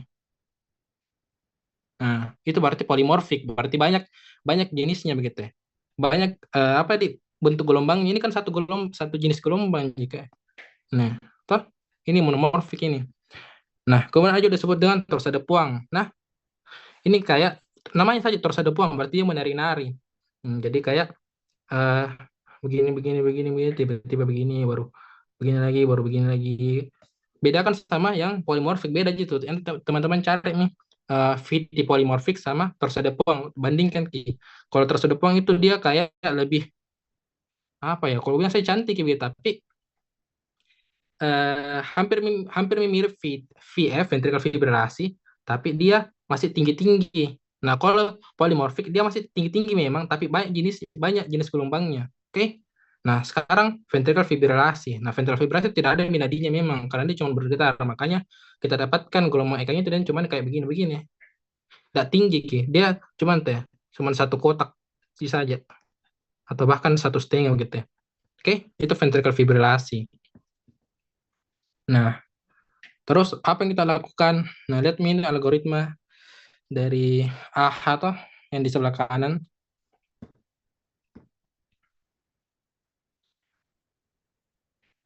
Dari mana, Di? Nah, pokoknya ada pasien aritmia, perbaiki pernafasannya, oksigennya toh, terus IV akses, pasang EKG 12 lead toh. Kemudian lihat Ki, apakah takiaritmia itu menyebabkan dia hipotensi, apakah ada penurunan mental status, apakah ada tanda-tanda shock, apakah ada nyeri dada ataupun sesak. Oke, kalau dia ada, maka istinya singkatnya itu dia tidak stabil begitu ya. Tidak stabil. Apa tidak stabil? Tanda shock, nyeri dada, hipotensi, sesak. Oke. Nah, kalau dia ada hal seperti itu, maka kita kardioversi sinkronis namanya. Dia sama aja dengan di shock, tapi ini shocknya dia tersinkronasi. Jadi tiap gelombang R-nya dikontak begitu ya. Oke. Ini. Udah ada di sini, Di. Ini. Dosisnya itu beda-beda. Ada yang 100 joule. Kalau VT itu 100 joule lah. Pokoknya teman-teman tahu lah. Kalau tata laksananya dia takiaritmia dan dia tidak stabil, maka kita kardioversi sinkronis namanya. Bukan bedakan sama defibrilasi. Defibrilasi tadi itu yang kalau misalnya dia tidak ada nadi. Kalau ini namanya kardioversi sinkronis. Oke. Nah, kalau misalnya tidak ada tanda-tanda tidak stabil namanya itu ditemukan. Nah, tentu terus kita lihat QRS-nya. Kalau QRS-nya itu dia lebar atau masalahnya pada ventrikelnya, maka kita ke sini. Kita bisa berikan adenosin ataupun antiaritmia. Banyak itu buat antiaritmia, amiodaron ya. Sotalol prokainamid, itu obat-obat antiaritmia. Tapi kalau dia tidak lebar sempit di gelombang QRS-nya, kita ke sini. Kita bisa vagal manuver. Vagal manuver itu banyak. Bisa kita pijit vena arteri karotisnya, ya di lehernya lah, vena jugular, apa itu dipijit. Ya itu namanya vagal. Karena darah rendah jangan sering pijit situnya, karena bisa hipotensi, bisa tiba-tiba teman-teman tak sadar gitu. Nah, bisa kita berikan adenosin ataupun beta blocker, CCB, calcium channel blocker. Nah, itu untuk takiaritmia. Sekarang bradiaritmia. Nah, ini mungkin juga sering keluar nanti di soal. Ada namanya AV block. Toh, teman-teman tahu kan jantung itu normalnya ini. Tunggu ganti warna, Kak. Nah, ini SA not toh, SA not. Ada gambar jantung kah? Nah, ini toh. Ini SA not di sini, toh. Sini AV not. Terus berkasis toh. Nah, ini ke sini kan ini tidak langsung gitu SA not, langsung ke sini ke AV not. Nah, di AV not itu bisa terjadi bisa terblok di sini. Bisa tidak ada listrik gitu ya, entah karena ada nyeri dada, ada iskemik, jadi rusak ototnya di sini, rusak kabel blok AV-nya begitu ya. Nah, ada beberapa jenis AV blok, sorry. Nah, ini ada AV blok derajat 1, ada AV blok derajat 2. Nah, derajat 2 itu ada dua tipe. Ada tipe 1, ini AV blok derajat 2, derajat second degree, tapi dia tipe 1, oke? Atau bahasa yang sering dibilang itu mobit 1 toh. Kalau dibilang mobit 1 berarti itu AV blok derajat 2 tipe 1. Nah, terus ada mobit tipe 2 atau AV blok derajat 2 tipe 2, oke? Nah, terus ada juga AV blok derajat 3. Nah, apa bedanya? AV blok, kalau teman-teman perhatikan kemarin yang penjelasan EKG toh yang ku kasih, kalau misalnya PR interval toh, P Q R S T toh. Nah, ini PR interval namanya. PR interval itu menggambarkan AV node. Oke, jadi kenapa ada PR interval itu? Karena ada AV node yang kasih delay ke listrik gitu ya. Toh, istilahnya begitu. Nah, tapi kalau terlalu lama delay-nya ataupun terblok ini AV-nya, AV blok yang bermasalah, maka akan panjang sekali nih PR-nya. Maka kita bisa lihat gambarnya nanti kayak begini, Ki. Ini lebih sekali sebenarnya ini sih. Ya, begitulah. Akan panjang nih PR intervalnya. Oke, lihat nih. Teman-teman kalau sering lihat EKG normal, lihat yang di first degree. Lihat ke panjang atau PR intervalnya. Nih. Oke, dia sampai 2 kotak lah. Toh? Nih. 2 kotak. Normalnya itu kan tidak sampai di ya 2 sampai 3 lah kotak kecil. Ini kotak besar, 2 kotak besar. Nah, ini kan memanjang. Nah, kalau dia memanjang terus sama di panjangnya semua, itu namanya AV block derajat 1. Oke? Nah, sekarang AV block derajat 2. AV block derajat 2, kalau teman-teman dapatkan QRS-nya tiba-tiba menghilang, toh? Atau apa namanya itu? Drop bit. Drop bit itu dibilang istilahnya drop bit, toh?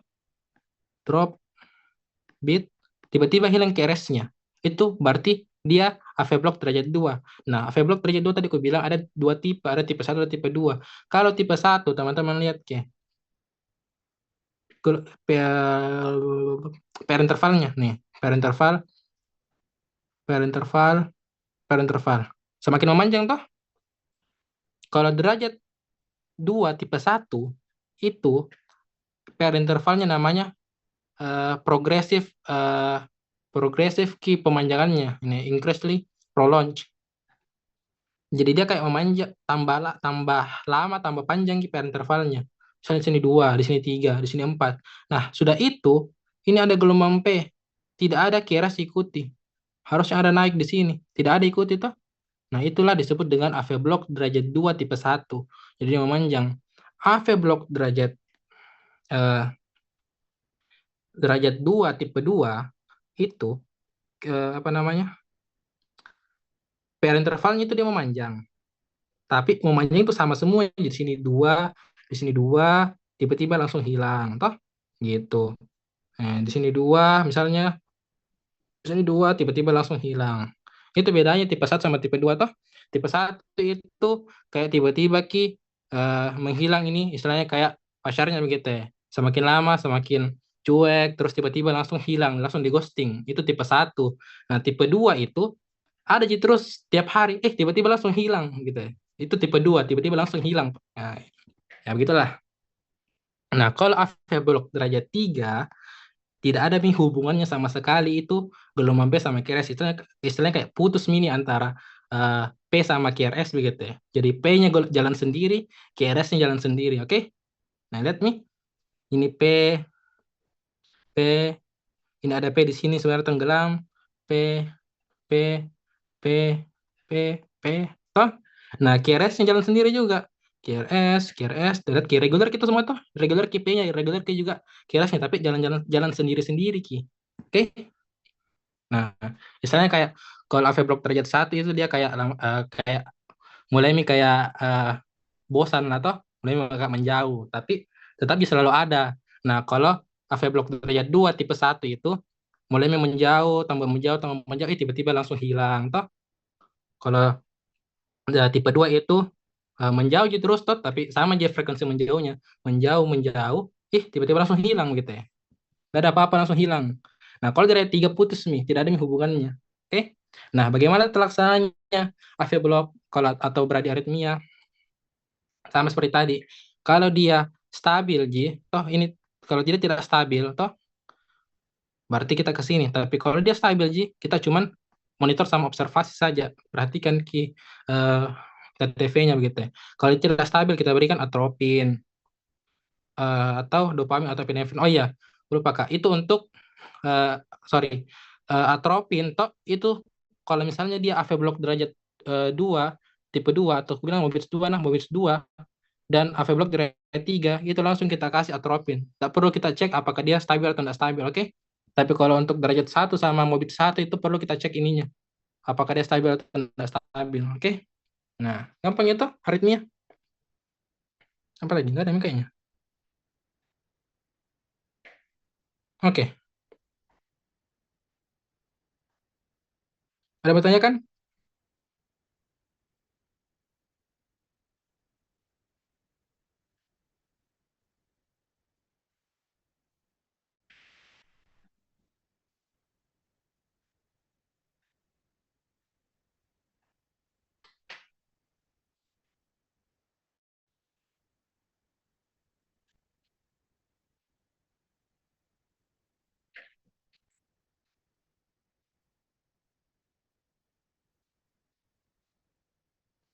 Ada bertanya kan, guys?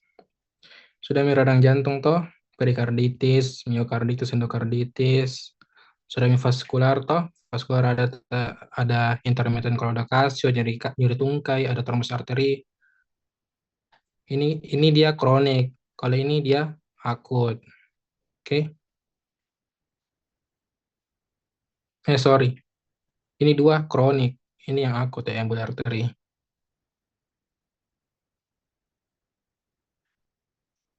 Burger dia hitam karena rokok. Ini dia karena cuaca dingin. Kalau pulmonar itu berarti dia ada masalah parunya, sehingga dia bermanifestasi ke jantungnya. Toh, keadaan katup sudah tadi ada, ya pokoknya perhatikan kapan sistol, diastol, atau dia uh, stenosis atau regurgitasi. Gagal jantung juga perhatikan obatnya. Toh, obatnya itu lengkap, paling panjang itu nanti di pilihan ganda obatnya. Nah, nah ini kita berikan S inhibitor, kita berikan furosemid, kita berikan beta blocker, kita berikan MRA, kita berikan SGLT2. Nah, nantilah teman-teman pelajari lagi.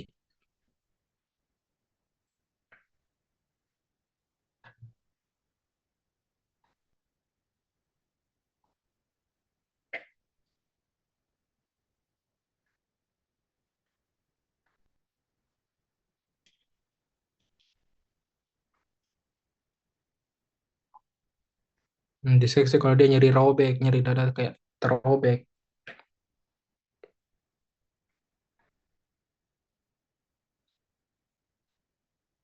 Terdengar di suaraku?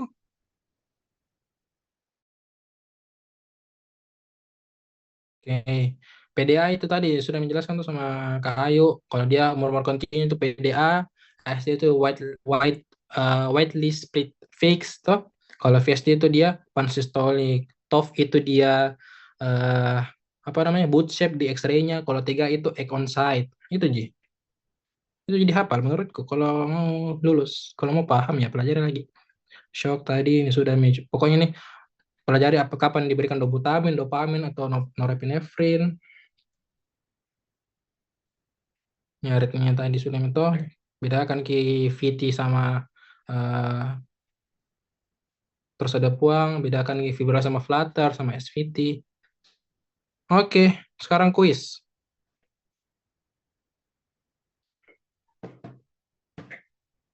Oke, siap nih?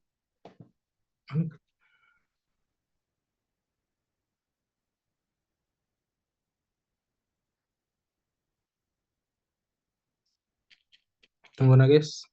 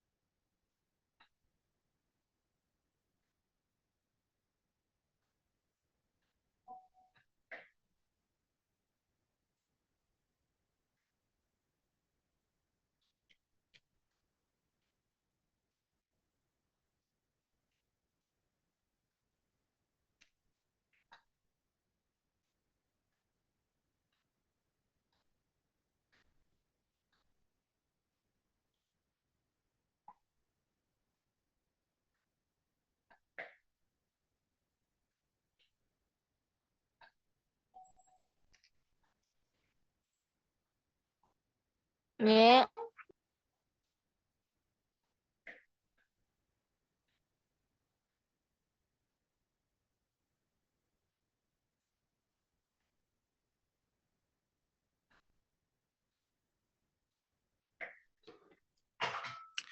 Oke, bangun Mi mungkin semua, perhatikan Mi lagi. Nah, sekarang kuis. Oke, langsung raise hand nah yang mau menjawab. Kelihatan kayaknya nih. Oke, 1, 2, 3. Nah, ini gampang aja. Oke,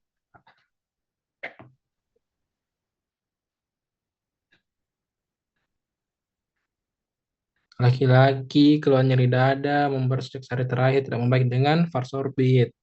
Ada hipertensinya, ada DM-nya, troponin I.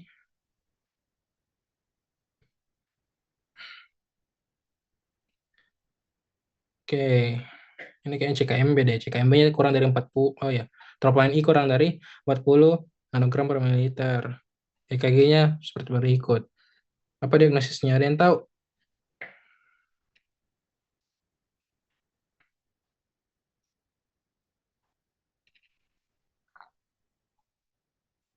Ayo, ada yang resen kah? Tapi Ada Kak, kulit? Gimana? Ya, apa jawabannya? tapi Kak, angina pectoris tidak stabil Kak, karena dia nyeri dadanya Kak tidak membaiki Kak, terus troponin I-nya itu Kak di bawah 40 jika, terus EKG-nya Kak dia normal jika. Normal aja itu EKG-nya.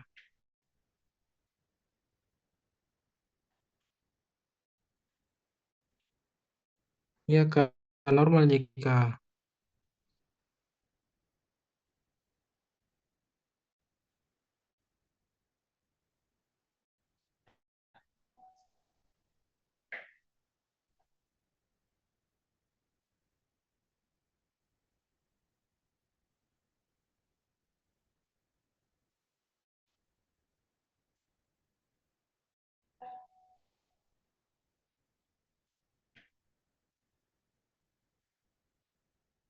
Nah, kira-kira normal EKG-nya itu enggak ini? Tapi Oh ya, tidak. bisa jadi. Nah, ada yang tahu yang normal dari mana? Apanya Ada normal? elevasi di list 1 sama list 2. Hmm, elevasi Kak. Bagaimana gambarnya elevasi? Ada ST depresi di lead Nah, itu definisi AVF-nya Kak, terus AVF. Nah, di mana lagi? mana Kak? Inferiornya di mana? Tapi Kak lead 2 Nah, 3 lihat Ki, AVF 2, Kak. 3 FF-nya. Sorry, enggak jelas Ki. Itu ya. Dia turun Ki dari isoelektriknya. Di 2 tuh, toh. Dia AVF turun Kak. 1 milimeter. Di lead 3 juga. 2, 3 AVF-nya dia ada depresi. Berarti ada iskemik inferior. Biar tapi Nah, Kak. tadi siapa yang apa tadi jawabannya? Tapi Temannya? Kak, angina pectoris tidak stabil Kak. Nah, betul. Nah, oke, chat me ke Ciko. Minta hadiah dari dia. Coba mi, angina pectoris tidak stabil karena dia ada ST depresi di lead inferior atau iskemia inferior dan biomarker jantungnya normal, oke? Jadi dia UAP, unstable angina pectoris, oke? Oke, dari mi. Oh, masih ada satu. Oke.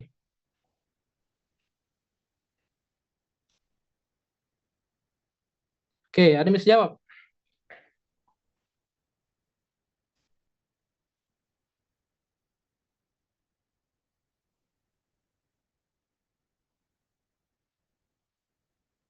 Soal kemarin gini. Apa jawabannya nih?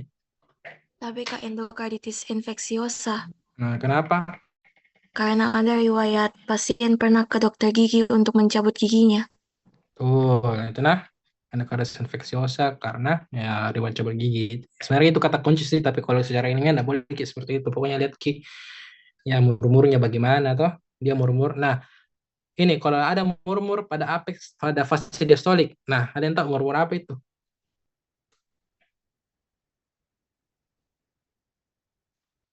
Yuk, murmurnya di apex, toh? Apex itu katup apa itu dulu? Apex itu katup apa di situ? Sampai Kak katup mitral Kak. Oke, kalau diastolik, kenapa itu mitralnya? Ada stenosis Kak.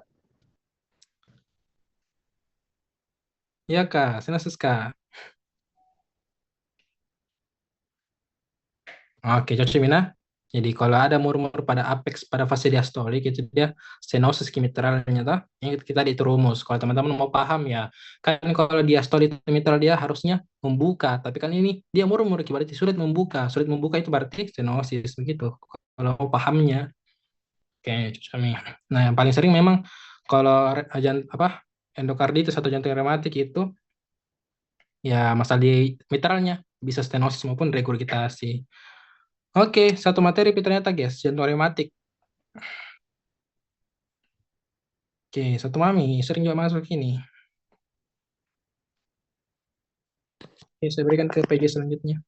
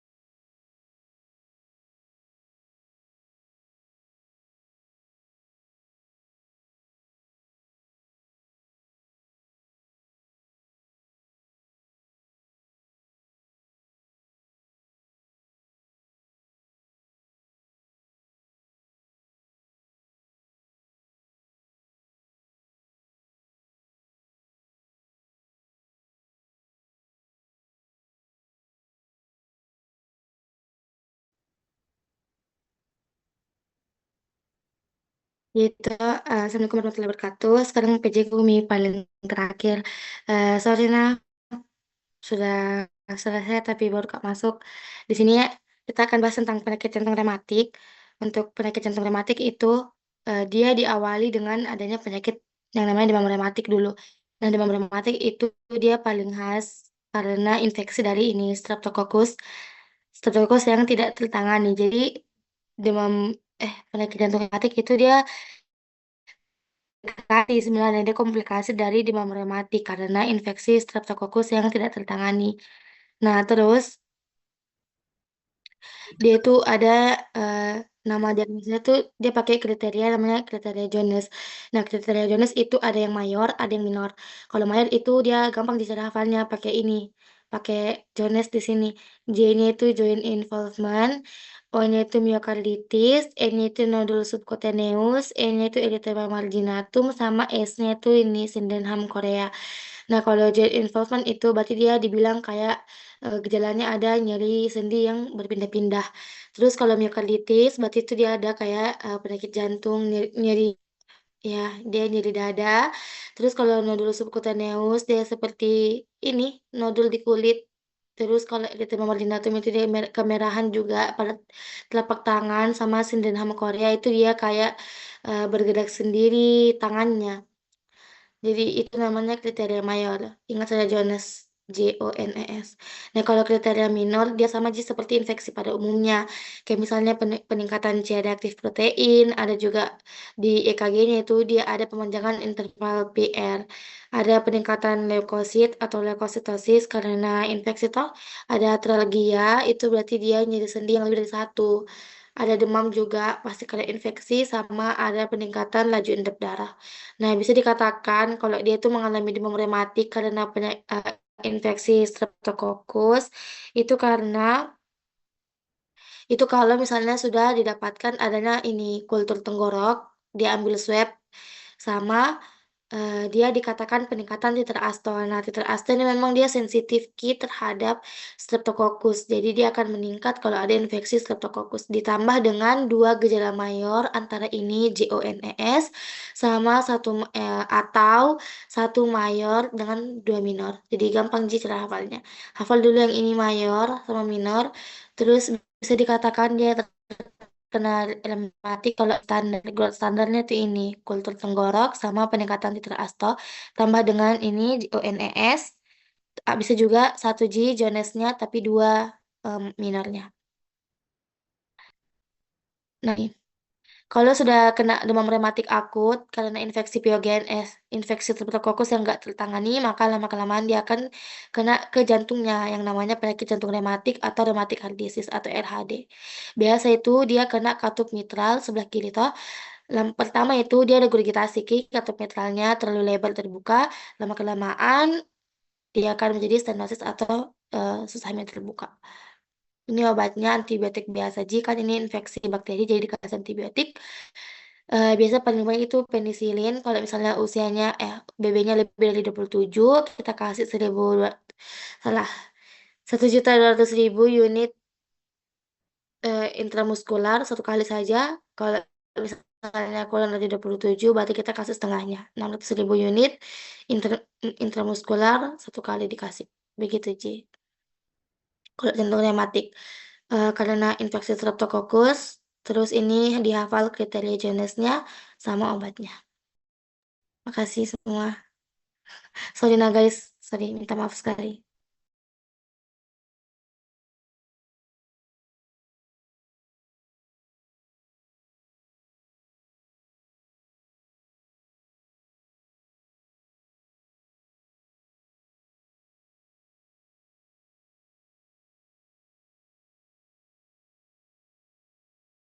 Oke, mungkin itu aja tontonan malam ini. Ya, semangat upraknya besok. Surga Ki. Assalamualaikum warahmatullahi wabarakatuh. Waalaikumsalam warahmatullahi wabarakatuh. Terima kasih, Kak. Terima kasih, Waalaikumsalam Kak. warahmatullahi wabarakatuh. Terima kasih, Kak. Terima kasih banyak, Kak.